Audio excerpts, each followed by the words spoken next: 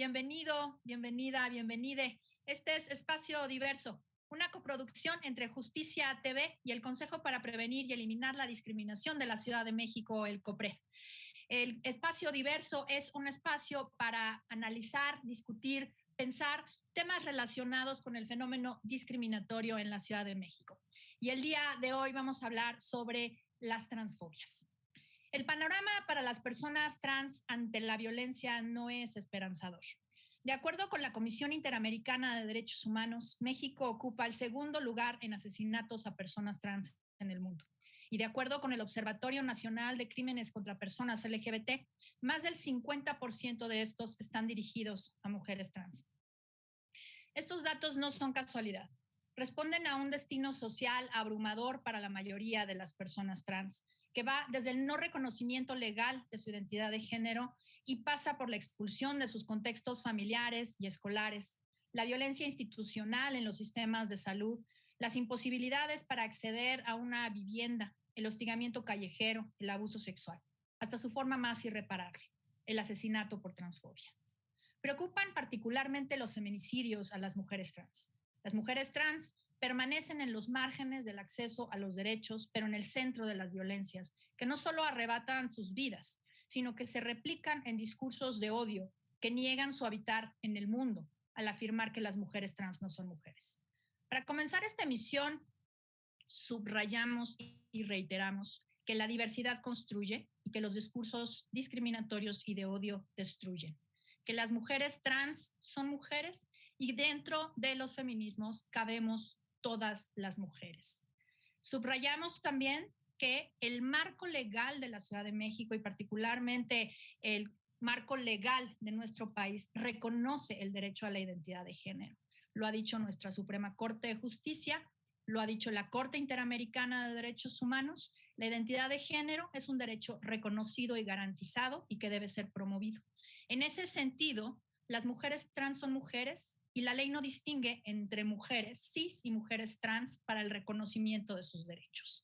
En ese sentido, aplica a todas las mujeres el marco legal que nos protege en el acceso a nuestros derechos y particularmente en el acceso a una vida libre de violencia. Para platicar sobre este tema, me acompañan dos queridas compañeras, Rocío Suárez, del Centro de Apoyo a las Identidades Trans, AC, y Laurel Miranda, quien es periodista y conferencista trans. Pues me da muchísimo gusto recibirlas en este espacio diverso, justamente para platicar de esto que nos preocupa y nos ocupa, y sobre todo que mientras estamos grabando este programa, pues sigue una conversación en el espacio público, en el ámbito público, sobre estas cuestiones relacionadas con los feminismos, con los discursos discriminatorios, los discursos de odio, el uso de la libertad de expresión, hasta dónde puede llegar, hasta dónde no puede llegar. Y bueno, pues me gustaría empezar contigo, Laurel, sobre justo este tema. ¿Qué discursos validan y refuerzan la transfobia? ¿Y por qué resulta importante hablar de esto en un contexto particular de violencia hacia las personas trans? Claro, muchísimas gracias, Geraldina, por la invitación. Me parece que este es un tema fundamental en el contexto actual, porque, como bien señalas, se ha venido utilizando el derecho a la libertad de expresión como un argumento para propagar todo tipo de discursos violentos, discriminatorios y de odio, ¿no? Me parece que cada uno tiene sus propias diferencias. No podemos catalogar a toda manifestación como un discurso de odio, pero lo cierto es que en los espacios públicos, tanto en instituciones como en la academia, como en redes sociales, en las calles, hemos venido escuchando descalificaciones hacia las identidades trans que representan un gran acto de violencia y que ponen en tela de juicio nuestra dignidad y nuestra humanidad. Creo que así como en los últimos años hemos venido concientizándonos para identificar que existen los micromachismos, y lo pongo entre comillas porque de micro no tienen nada, bueno, pues estas pequeñas acciones contribuyen precisamente a un crimen de odio. Lo están fortaleciendo, lo están alimentando. Es decir, cuando hablamos de un feminicidio, estamos hablando que detrás de ese feminicidio hubo toda una cadena de violencia hacia la mujer que fue asesinada. En el mismo caso, en contra de las personas trans, existen las microtransfobias, ¿no? Y la primera de ellas, me parece que la más elemental, es precisamente la de negar que las mujeres trans somos mujeres, los hombres trans son hombres y las personas no binarias son válidas. Por supuesto, también está la malgenerización, ¿no? O el nombrar a una persona con un nombre con el que ya no se identifica. Y eso lo hemos venido viendo en las últimas semanas de una forma preocupante. Me parece, por supuesto, que las discusiones se pueden dar. El problema con que sucedan en espacios tan importantes como la academia o una institución es que estos discursos cobran mayor relevancia y de cierta manera comienzan a estar validados y legitimados precisamente por esos espacios en donde se están pronunciando o donde se están albergando estos foros. Y bueno, pues si en estos espacios se habla de esta manera de las mujeres trans, de las personas trans en general, ¿qué nos podemos esperar entonces en las calles, no? Si con la mano en la cintura se puede negar la identidad como mujer de una mujer trans en un foro académico, bueno, pues entonces, ¿qué podemos esperar en el día a día para una mujer trans precarizada que vive en Guerrero, que vive en Sonora, que vive en Tijuana, ¿no? Si en una Cámara de Diputados se malgeneriza a una diputada federal trans, o sea, estamos hablando de una mujer trans que dentro de todo el contexto puede llegar a tener miles de privilegios que jamás se imaginaría una mujer trans que vive en un estado de la República y que no cuenta con el apoyo de su familia, que no cuenta ni siquiera con el reconocimiento a su cambio de identidad sexogenérica en el estado en el que viva, porque tenemos que recordar que esto todavía no es una realidad en todo México. Bueno, pues si eso le pasó a una diputada federal, ¿qué le puede esperar a una mujer trans que vive en estas condiciones? Entonces, me parece que es muy importante que como sociedad comencemos a delimitar cuáles son precisamente las fronteras de la libertad de expresión. Porque, ojo, no todo derecho es, es amplio, es decir, todo derecho, mejor dicho, tiene sus propias limitaciones, tiene sus propias fronteras. Y la libertad de expresión, la frontera que tiene es que no se pueden pronunciar discursos que atenten contra los derechos, dignidad y humanidad de otros grupos de personas o de personas en lo individual. Estamos hablando no solo de las personas trans, estamos también hablando de que por supuesto que los discursos discriminatorios en contra de las personas racializadas, de las personas con discapacidad, con neurodivergencia, no pueden estar amparados por la ley. No podemos dar cabida a estos discursos en espacios tan importantes como la academia y la esfera política. Gracias, Laurel. Sí, por supuesto, ¿no? Y la propia Corte también lo ha dicho, hay discursos que no están protegidos por la Constitución en el sentido de que deniegan justamente estos derechos que han sido reconocidos, ¿no? Rocío, me gustaría conocer también tu opinión sobre la misma pregunta, ¿no? ¿Qué discursos validan y refuerzan la transfobia? Y desde CAIT, pues, ¿cómo ven esta cuestión? ¿Qué experiencia han tenido sobre todo de estos embates desde los discursos hasta la realidad de las personas trans con las que ustedes trabajan y acompañan? Ahora sí. Me parece importante hacer énfasis que ante estos discursos antiderechos, estos discursos que invalidan a las poblaciones trans y no binarias, hay detrás de esto un discurso que no solamente se dirige hacia estas poblaciones, ¿no? O sea, creo que hay que entender que al discriminar a este grupo de población, se está discriminando a otros grupos, a otros sectores de población. Yo un poco quiero comentar, por ejemplo, esta analogía, ¿no? Cuando se empiezan a señalar el tema de los derechos de las poblaciones, los grupos originarios del país, los grupos indígenas, hay una oleada también de discursos de odio, ¿no? Hacia estas poblaciones. Me parece que en el caso actual, conforme vamos avanzando en el reconocimiento de derechos hacia las poblaciones trans y no binarias en México, van a la alza estos discursos también antiderechos. Estos discursos antiderechos se generan a partir de el temor, el miedo, ¿no? De estos grupos de derecha, ¿no? Que ven que estos avances pueden limitar, digámosle así, para ellos sus privilegios, su concepción de la vida, ¿no? y entonces nos ven como una amenaza, nos ven como una amenaza a su mundo que han venido construyendo a partir de sus dogmas, ¿no? La heteronormatividad, el patriarcado, ¿no? Sus dogmas vienen siendo cuestionados y entonces por eso considero que viene al aumento este tema de estos discursos. Me parece también importante señalar que, que estos discursos que invalidan también hacen mucha referencia al tema del destino social de las poblaciones trans, a este imaginario que las sociedades van construyendo sobre las poblaciones trans. Yo ponía por un ejemplo en algunos momentos de algunas películas mexicanas, ¿no? Donde, por ejemplo, no hay el destino de las poblaciones trans, siempre es la muerte, ¿no? Siempre es la violencia. Entonces, en el imaginario social también estamos construyendo esta situación de violencia que también refuerza este tema. Tenemos datos tan alarmantes como el promedio de edad de las personas trans asesinadas que ronda los 35 años de edad, ¿no? Tenemos datos como el tema de que la principal ocupación de las personas trans asesinadas es principalmente el trabajo sexual, ¿no? También vemos la forma en la que se cometen los asesinatos, que es muy diferente al de otras poblaciones de la población de diversidad sexual y de género, ¿no? Donde se actúa principalmente con el uso de armas de fuego. Que esto también corresponde, y creo que también no hay que perder de vista, que esto también corresponde al entorno social que el país viene viviendo, ¿no? A esta espiral de violencia que se vive, incluso diría al tema del armamentismo. Hoy en México el portar un arma de fuego, el contar con un arma de fuego, es muy fácil para la gran mayoría de las personas en el país. Entonces también esto tiene una correlación con este tema de esta violencia exacerbada, digamos, que se genera en el país.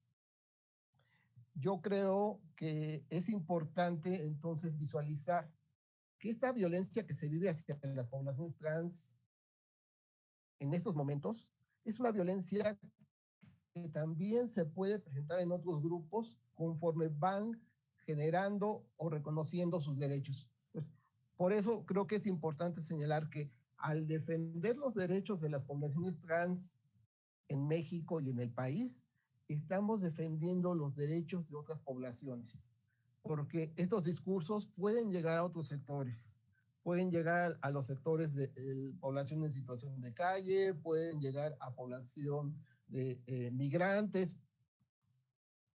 ¿no? Como es momentos también, a otras poblaciones. Estos discursos lo que buscan es negar derechos a partir de los privilegios que otros grupos de la sociedad tienen.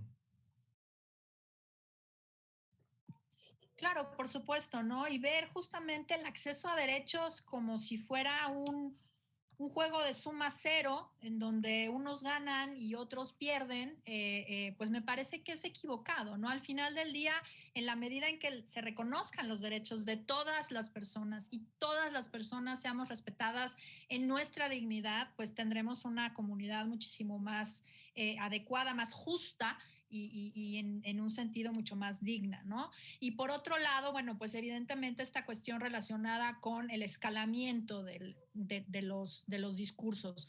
No porque una persona que emita un discurso discriminatorio, o como decía Laurela, para distinguir, y tuvimos un programa justo hace ya unas semanas relacionada justamente con los discursos de odio y que tiene que ver con esta distinción que hacía nuestro invitado de artículo 19 entre los discursos discriminatorios, que son esos discursos que niegan derechos a ciertas poblaciones o a ciertas personas, y los discursos de odio que ya implican, digamos, una incitación a la violencia. Por supuesto, los distinguimos, pero nos parece importante mencionar que si bien quien expresa un discurso de odio no necesariamente empuña el arma o empuña el puñal, para utilizar la misma palabra, en contra de una persona, pero sí valida esa acción de violencia que sucede al final.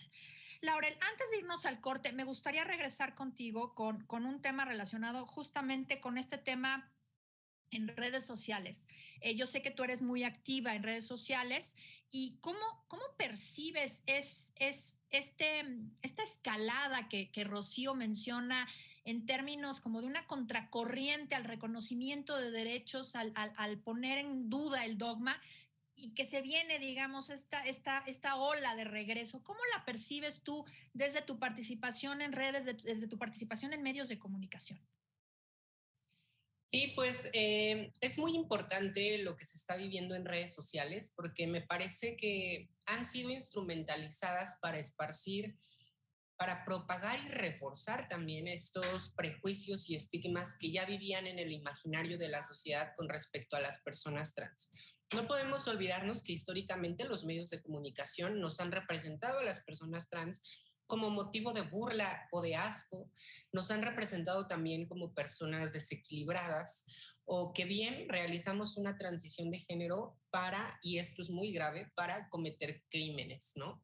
Y esto lo hemos visto no solamente en películas de antaño como Vestida para Matar, sino que lo vemos nuevamente en una narrativa de estas personas antiderechos, antitrans, como por ejemplo J.K. Rowling, con su más reciente novela en donde justamente el personaje se traviste para asesinar a sus víctimas, ¿no?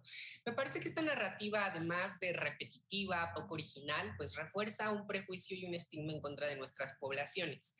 Ahora bien, en el caso de las redes sociales, me parece que lo que ocurre en muchas ocasiones es que es difícil conversar temas tan complejos y tan problemáticos en espacios tan limitados como por ejemplo lo es Twitter o lo es Instagram. Entonces, es complicado porque hay una corriente de feministas que han empleado las redes sociales para presentar la masculinidad y también en algunos casos a los hombres como si fueran los enemigos. ¿Esto qué significa? Que nos están presentando a un enemigo que se puede tocar, que se puede palpar, que es tangible. Mientras que el feminismo interseccional lo que nos plantea es que el heteropatriarcado nos atraviesa a todos, a todas y a todos. Esto significa que el enemigo es una estructura social que deberíamos desmantelar, que deberíamos cuestionar y deconstruir. Sin embargo, este problema que tiene el feminismo interseccional o los feminismos interseccionales es que no le están presentando a las mujeres ni a una sociedad que está sumamente enojada, que está sumamente dolida, lastimada, un enemigo que puedan tocar. Es decir, mientras estos feminismos que son excluyentes nos presentan un feminismo, perdón, un enemigo contra el que sí podemos luchar de forma directa, los otros nos dicen, bueno, es un sistema. Es mucho más atractivo entonces tomar aquel camino que sí nos está mostrando de frente contra quién debemos pelear y a quién debemos erradicar, que aquel que simplemente nos habla de una estructura, de un desmantelamiento de un sistema, ¿no? Y por otro lado, bueno, pues claramente lo que se pone en tela de juicio, no solamente en redes sociales, sino también en lugares como la academia y las instituciones, pues es esto que tan históricamente tenemos ya cimentado en nuestra cabeza, que es el binario del sexo y el binario del género, ¿no? Y que esto, por supuesto, no se entiende sino a partir de la concepción del género implantada por Occidente en la mayor cantidad de países del mundo, ¿no? Por ahí se ha mencionado que no existe el intersexo cuando la propia ciencia, la propia biología, sustenta que existen distintos tipos de intersexualidad. Eso en cuanto a la materialidad sexual. Pero también en lo referente al género, podemos encontrarnos con distintas civilizaciones en las que previo a la llegada de Occidente se concebía no solamente la categoría de hombre o mujer, sino que se concebían también otras posibilidades de vivir y de habitar el cuerpo, ¿no? Justo aprovecho para recomendarles dos textos, ¿Acaso yo no soy mujer?, de Bell Hooks, quien habla precisamente de cómo también hubo un momento en la historia de los feminismos en que la mayor preocupación y la mayor lucha estaba concentrada precisamente en conquistar los derechos de sí, las mujeres, pero mujeres blancas, con cierto estatus social, ¿no? Y entonces Bell Hooks lo que propone en este libro es, bueno, ¿acaso yo no soy mujer por ser racializada? ¿Por qué no tomamos en cuenta también las necesidades de las mujeres racializadas para incluirlas en esta lucha? ¿no? Y el siguiente libro que me gustaría recomendarles es La invención de las mujeres, es que el nombre de la autora me es complicado pronunciarlo, pero es Oyegumi Oyeronki, ¿no? Y habla de una sociedad en Nigeria en donde la categoría mujer como tal no existía, sino hasta a partir de la llegada de Occidente. Entonces podemos ver cómo estos conceptos de hombre y de mujer son constructos sociales y son categorías que además cambian en el tiempo y en el espacio, porque no es lo mismo los valores que se asocian a la mujer en un país como México a un país como Japón o Nigeria. Y lo mismo también con los hombres, ¿no? Sin embargo, me gustaría mencionar que, bueno, cuando yo me acerco a estos discursos discriminatorios, cuando los escucho, cuando intento analizarlos, procuro hacerlo desde un lugar de la empatía, ¿no? Y me parece que, en efecto, históricamente las mujeres cisgénero han sido invisibilizadas de la historia. Pero lo cierto es que si las mujeres cisgénero han sido invisibilizadas, no se hable ya de las personas trans. Pensemos en nuestra educación básica, de secundaria, de preparatoria. ¿Qué personajes trans podemos recordar de nuestros libros de texto? Es decir, la invisibilización en contra de las personas trans ha sido mucho más contundente. Y el segundo punto en el que también trato de ser empática es que se habla constantemente de un borrado, ¿no? Y aquí me gustaría señalar dos puntos. El primero es que la mayor parte de discursos discriminatorios se nos presentan como discursos sumamente amables. Por ejemplo, quiero proteger a la familia natural. No quiero que se metan con las infancias. No quiero que borren a las mujeres. Y dichos así esos discursos, suenan bastante razonables y suenan como si todo el mundo pudiéramos estar de acuerdo. El problema es que en realidad el objetivo de estos discursos tiene fines precisamente antiderechos y discriminatorios. Cuando una persona te dice voy a defender la familia natural, lo que te está diciendo es no quiero que existan distintos modelos de familia. Familia solo hay una y es la que yo consigo, no hay más. Te dice, no voy a permitir que se metan con las infancias. Lo que en realidad están diciendo es que le van a negar a las infancias el derecho a una libre educación al respecto de la sexualidad, por ejemplo, ¿no? A la libre elección de cómo vivir y habitar sus cuerpos. Sí. Perdóname, tenemos que hacer una pausa, ya me están apresurando un poco acá. Pero me interesa que regresemos con ese tema, porque es fundamental hablar justamente sobre qué significa el borrado de mujeres y qué significa esa imposición de determinados modelos de composición familiar o de ser y de autoadscribirse o de autoidentificarse. Estamos hablando sobre transfobias, estamos en espacio diverso. No le cambien porque esto está buenísimo y pues aquí nos vemos ahorita.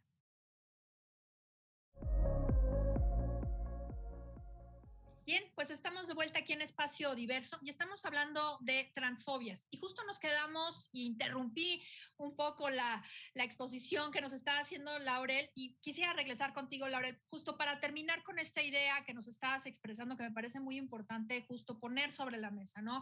El tema, por un lado, de esta imposición de modelos de familia, imposición de modelos de entendimiento de derechos de las niñas, por ejemplo, ¿no? No reconocer que los niños, niñas, niñas son titulares absolutos de derechos y como tales, pues tienen derecho a la identidad también, por supuesto. Y el tema del borrado de mujeres. ¿Qué significa esto del borrado de mujeres? Claro, pues justo hablaba de la necesidad de desmantelar mucha información falsa o poco clara que circula alrededor de las personas trans. Hablaba también del borrado de mujeres y en realidad esta frase lo que nos dice es que la mujer, la forma de ser mujer es una sola, ¿no?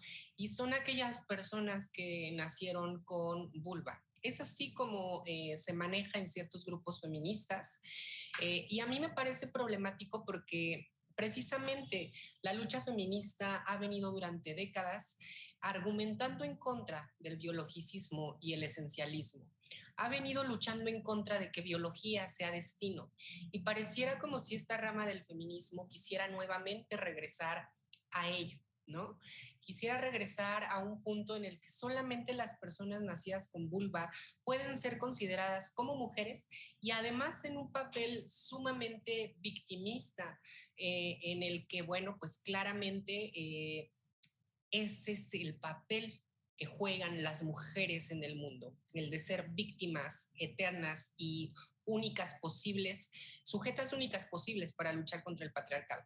Y regresándome nada más un poquito al tema de las infancias, quisiera decir que el reconocimiento de las infancias trans no es la medicalización de las infancias, es el reconocimiento a su identidad para una vida digna y que sea respetuosa en espacios como las escuelas públicas o también privadas, ¿no? Las escuelas básicas.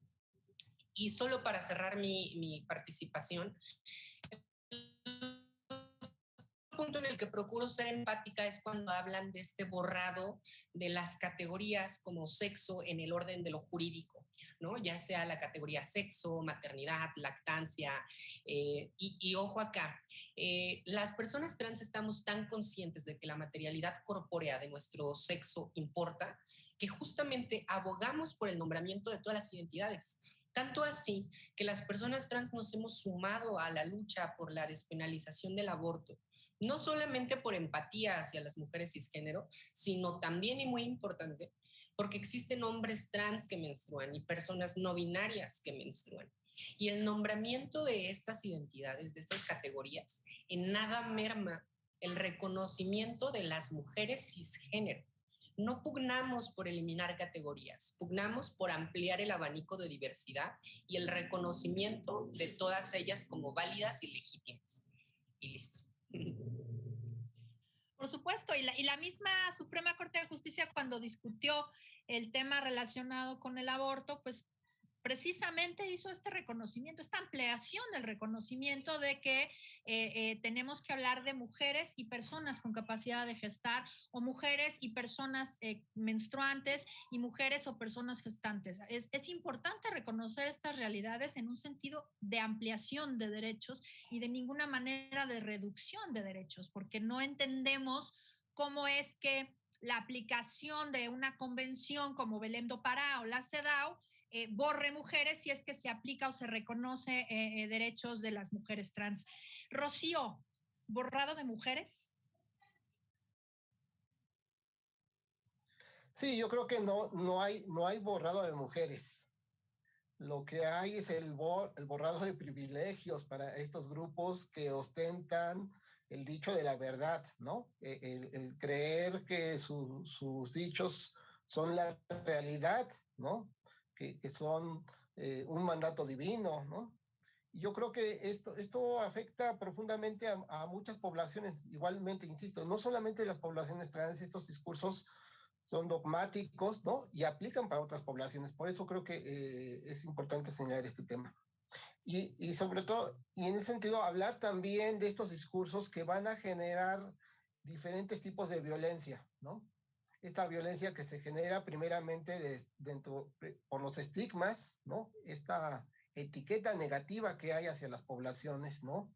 El acto discriminatorio a partir de los estigmas, la violación de derechos humanos a partir de todo esto, y esta violación de derechos humanos que se va a plasmar en una violencia multifactorial, una violencia transversal, ¿no? Que va a tocar todos los campos de la vida de las personas trans. Y que va a llegar incluso al tema de la muerte, el asesinato de las personas trans. Esto es importante señalar.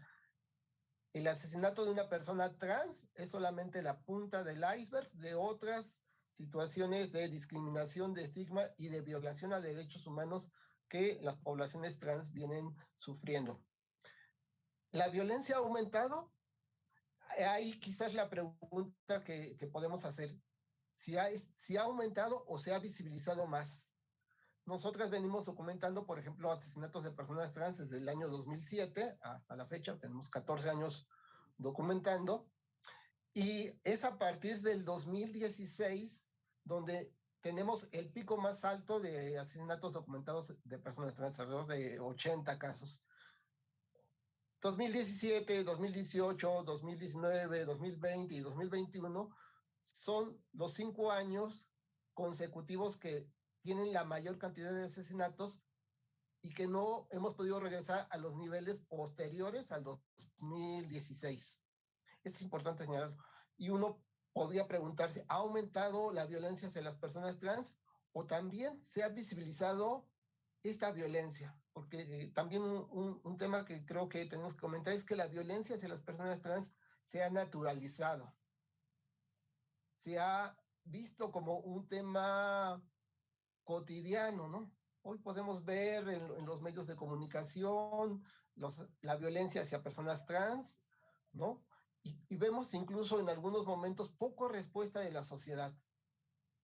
Yo comentaría el caso de Alesa Flores y de Paola Buenrostro en el 2016, que es un parteaguas en la defensa de los derechos de las poblaciones trans. Hay una gran movilización, incluso estas movilizaciones todavía se siguen dando cada año con el recuerdo de sus asesinatos aquí en la Ciudad de México. Y pensar, por ejemplo, en otros casos al interior del país, ¿no? ¿Cuántas movilizaciones se han generado, no?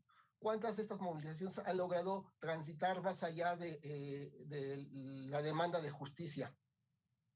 Pero nos parece importante también abordar el tema de cómo vamos a hacer frente a esta violencia. Tenemos que responder. Nosotros hemos llamado a responder con herramientas para la vida, con herramientas que permitan a las poblaciones trans incrementar su expectativa de vida, contar con mayores elementos de defensa de sus derechos humanos, de reconocer hacia qué instituciones se pueden acercar, porque creo que esto también puede repercutir en su expectativa de vida. Nos parece también importante señalar que esta violencia que se viene dando en el país, ¿no? y en el mundo, pues también viene de la mano de una ola conservadora en estos momentos de guerra, ¿no? De guerra no solamente en Europa, sino con las repercusiones que va a tener esta guerra en Europa, los discursos de derecha se van a incrementar, ¿no? El tema del nacionalismo, el tema de primero la militarización por encima de los derechos sociales de las poblaciones, ¿no? Ahí hay que estar muy, muy, muy juiciosos sobre los sucesos que se vienen dando, porque estos momentos también de tensión, de guerra, también es un caldo de cultivo para estos grupos y estos discursos de derecha. Sí, sin duda, ese sentimiento de amenaza, ¿no? De pronto, de ese status quo, ¿no? De los privilegios al final del día, ¿no? Es ese, lo que exacerba estas posiciones de la ultraderecha y que de manera muy curiosa se acaban juntando con estas posiciones, como mencionaba Laurel, de estos feminismos que pretenden desconocer la identidad de género de las mujeres trans y que ciertamente pues no es un pastel, lo hemos dicho muchas veces, o sea, los derechos no es algo que se acaba, que se reparten las rebanadas y se va a acabar y entonces hay que cuidar nuestro pedazo de pastel porque si no se va a acabar. Aquí la cuestión, insisto, y lo subrayamos, es entender que el reconocimiento y el respeto de la dignidad de todas las personas, y en este caso el respeto de la identidad de género, pues es fundamental para tener una sociedad incluyente. Y sí, justo me quería yo regresar contigo, Laurel, si quieres rebotar un poco y reaccionar a eso que decía yo, y también me gustaría que entráramos como a, bueno, pues cuáles son las problemáticas que no se han atendido lo suficiente. Entonces, quería yo dejarte ese tema y si quieres responder a lo que decía Rocío o yo, adelante, por favor. Sí, bueno, Geraldina, me parece muy importante hablar de todavía lo que nos hace falta. Me parece que en México tenemos una deuda histórica con las poblaciones trans no binarias. Es decir, por supuesto, todavía nos hace falta mucho con respecto a las personas trans binarias, hombres y mujeres, pero sería importante que también comenzáramos a discutir como sociedad el reconocimiento legal de las personas no binarias, como ya lo han hecho países como Argentina, por ejemplo. Me parece también importante la tipificación del transfeminicidio. No se diga también el reconocimiento a nivel nacional de las identidades trans, tanto de personas adultas como adolescencias e infancias, porque además ya lo dijo la Suprema Corte de Justicia. No es constitucional el no reconocimiento a las infancias trans solo por su edad. Y para quien guste revisar esto por el lado de la ciencia, pues justamente la psicología señala que desde los 2, los 3 años tenemos conciencia de nuestro propio género y del género de las personas que nos rodean. Y finalmente también me parece importante hablar del cupo laboral trans, porque a pesar de que existimos personas muy capaces, pues también hay realidades en las que si se salió del closet y no se contó con el apoyo de la familia, de les amigues, en fin, pues se pudieron haber reproducido una serie de situaciones violentas que nos alejan del Estado de Derecho y que nos alejan de la oportunidad de conseguir un buen trabajo. Entonces, esos para mí serían los grandes pendientes que tenemos para las personas trans. Muchas gracias. Sí, justo varios de estos temas los hemos tratado aquí en Espacio Diverso y lo menciono para que quienes nos están acompañando hoy y no nos habían acompañado en otra transmisión, echen un ojo a nuestros programas que están en YouTube, precisamente sobre el reconocimiento de personas no binarias. El tema de infancias trans ha sido fundamental también del trabajo del COPRED, porque justo, ¿no? Es el reconocimiento del derecho a la identidad de los niños, niñas, niñes, que pasa por estas perspectivas luego tan conservadoras de inclusive hablar desde nuestros niños como si fuesen sujetos de apropiación por parte de sus padres, de sus madres o inclusive de la sociedad. Rocío, antes de irnos al corte, ¿cuáles problemáticas crees tú que no se han atendido lo suficiente? Nosotros hemos sido muy enfáticas en señalar que el reconocimiento de la identidad de género en el país no es un derecho llave. Eso creo que es un tema que tenemos que contemplarlo como un tema central y que nos habla de la necesidad de generar estas políticas transversales que abarquen estos otros temas que ya señalaba Laurel, ¿no? El tema de acceso a la salud, que me parece que también es otro tema importantísimo, ¿no? En el tema de la corporalidad que se da en las personas trans, el tema de la salud es un tema que tiene que ver con la inmediatez, ¿no? Con la parte más cotidiana de las personas trans. El tema de el cupo laboral, ¿no? Desde luego. Me parece que también es necesario generar estas políticas que reduzcan las brechas que ya existen entre las poblaciones, entre estas poblaciones precarizadas que tienen una alta marginalización, que tienen un alto rezago en diferentes aspectos y que entonces necesitamos generarles políticas compensatorias que puedan, por un lado, incrementar su estatus de acceso a servicios. El tema de la justicia me parece, justicia y seguridad, hablando de las violencias, hablando de los transfeminicidios, también es otro tema pendiente. Hay un gran rezago en este tema y que además esto va a generar un mensaje también en las sociedades, ¿no? El generar la impunidad en los crímenes de personas trans también es un aliciente para que esto se repita.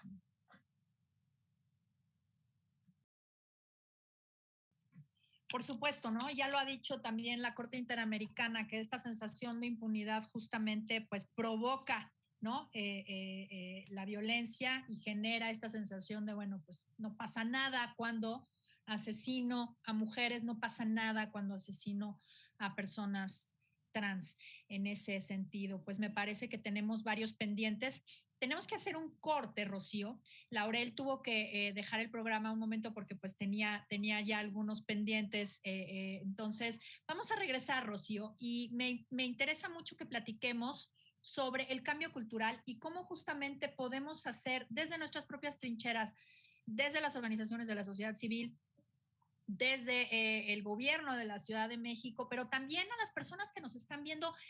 ¿Qué tenemos que hacer? ¿Cómo podemos contribuir a generar este cambio cultural que favorezca la inclusión, pero no solamente la inclusión como una cuestión como de concesión, sino el respeto absoluto a la dignidad, a la identidad de género y en general a los derechos de las personas trans? Estamos en Espacio Diverso, no le cambien porque estamos hablando sobre transfobias. Nos regresamos ahorita en un momento.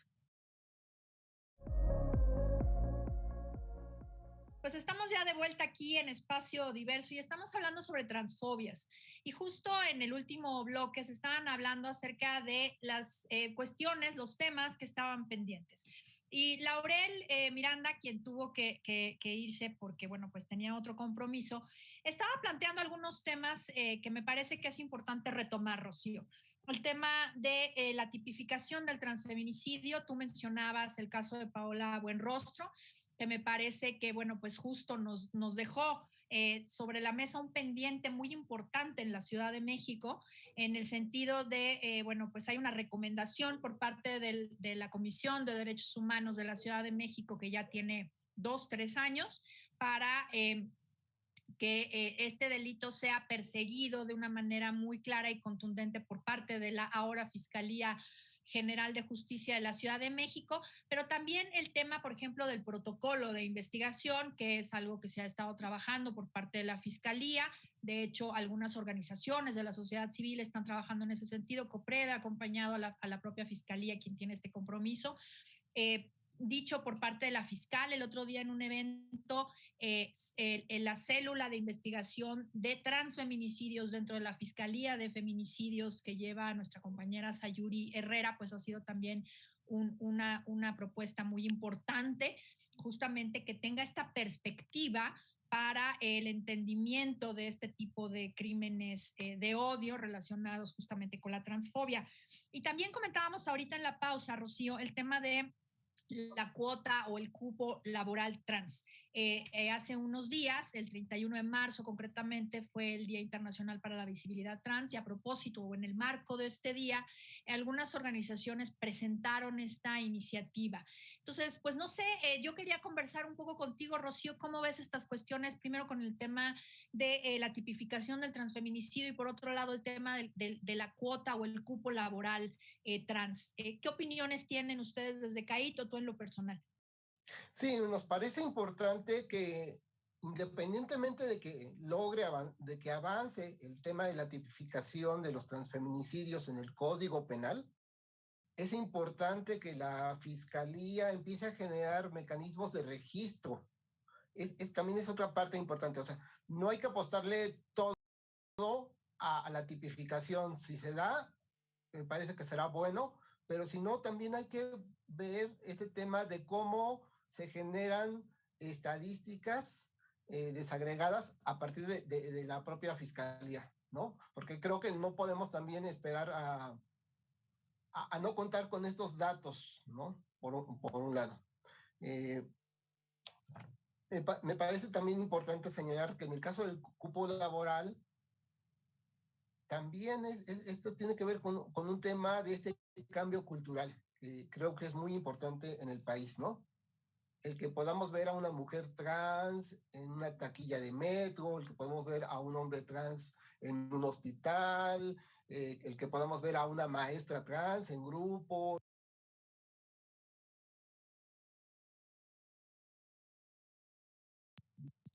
En espacios públicos, ¿no? Creo que esta posibilidad del cupo laboral en gobierno va a generar también un proceso de mayor visibilidad, ¿no? De que se vea a las personas trans en otros espacios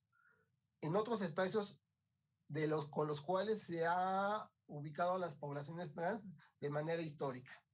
Me parece que y esto también va a redundar en el tema de poder señalar y visibilizar que las personas trans son personas que son capaces, que son eficientes, que tienen habilidades, ¿no? Y que esto pueda también derrumbar todos estos estereotipos, todos estos estigmas negativos que se tienen hacia las poblaciones trans. También nos parece importante señalar, digámosle así, que estamos un poco platicando quizás muy en el entorno de la Ciudad de México, ¿no? Pero salgamos unos kilómetros más para allá y hay otras realidades completamente diferentes. Echémosle un ojito a lo que está haciendo la Comisión Nacional de Derechos Humanos, que es el tema del monitoreo de la armonización jurídica y normativa en el país, ¿no? Donde hay varios aspectos a considerar, dentro de ellos está el LGBTTI, y estos se encuentran por debajo a mediados del 50% de cumplimiento. Entonces, ahí también no soltemos las campanas al vuelo, porque este indicador que está haciendo la Comisión Nacional de Derechos Humanos también nos habla de otra realidad que nos alcanza unos kilómetros más para allá, ¿no? Eh, también me parece importante señalar a este público que los derechos humanos no son una moda, ¿no? No son una moda. O sea, no es de que ahora los derechos humanos están de moda y que ahora para vernos bien, para estar en la onda, hay que hablar de derechos humanos. Los derechos humanos son para todos, para todas, para todes, y esta es una parte también fundamental. Hay que respetar los derechos humanos de todos, de todas y de todes. Hay que hablar sobre todo, en este caso, con las poblaciones trans, sobre todo con las infancias y las adolescencias. Hay que hacer este llamado a los padres, a las madres de familia, a los amigos, ¿no? Que cuando conozcamos a una persona trans, la arropemos, la acompañemos, la orientemos amorosamente, porque esto finalmente lo que nos va a indicar, lo que nos va a generar son personas trans que se van a sentir bien, que se van a sentir comprendidas, que se van a sentir amadas, que van a tener una buena integración en nuestra sociedad.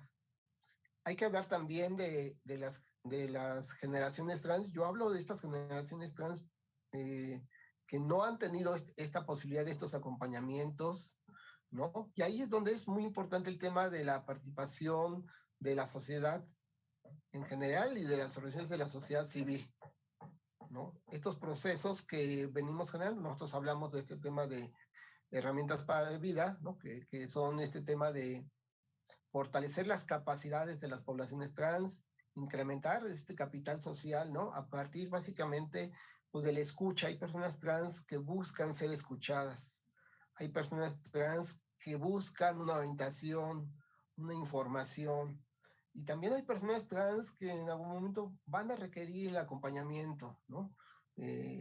La cercanía de alguien que les acompañe a levantar una denuncia en el COPRED, que acudan ante la Fiscalía de Justicia, que acudan a un hospital para atender algún padecimiento.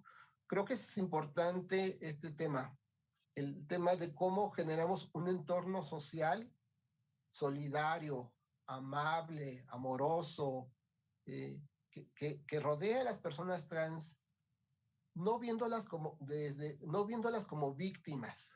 También me parece importante esto. Las personas trans no somos víctimas, somos seres humanos, somos personas como cualquier otra, tenemos también virtudes y defectos, ¿no? Pero esto es parte de la humanidad. Nos reconocemos como parte de la humanidad. Y en ese sentido, esta es la importancia de reconocer los derechos humanos. Todos tenemos una humanidad y esto nos va a implicar el tener estos derechos en esta y en cualquier otra sociedad. Claro, no, eso es muy importante, sobre todo justo, y regresando un poco a lo que platicábamos en el primer bloque, ¿no? Cómo esta falta de acompañamiento, de empatía o de arropaje, digamos, como tú lo planteabas, a través de estos discursos que niegan la dignidad, que niegan los derechos, que niegan la identidad de las personas, pues incide justamente en la autopercepción, si una persona además no es arropada por su entorno, no es arropada por su familia, por las personas que quiere, y todavía encima está escuchando o está leyendo en estos espacios públicos como las redes sociales, discursos que deniegan su identidad, deniegan su dignidad, deniegan su autorreconocimiento, su autopercepción, ¿no? Y esto cómo incide en la calidad de vida de las personas, ¿no? Y tú hace un momento lo comentabas, Rocío, el tema de la esperanza de vida de las personas trans, pues evidentemente está relacionado con estas violencias que viven durante sus vidas y que justamente por eso ahora una de las luchas importantes,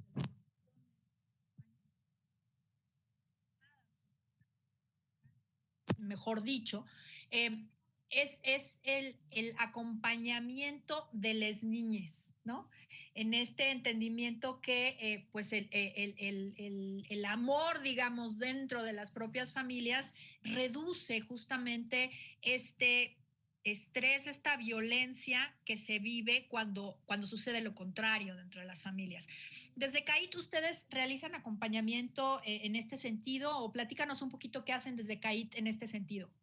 Sí, estamos ahorita generando este modelo de intervención, ¿no? Eh, en, que va básicamente trabajando también a partir de las redes sociales, que es también como esa respuesta, ¿no?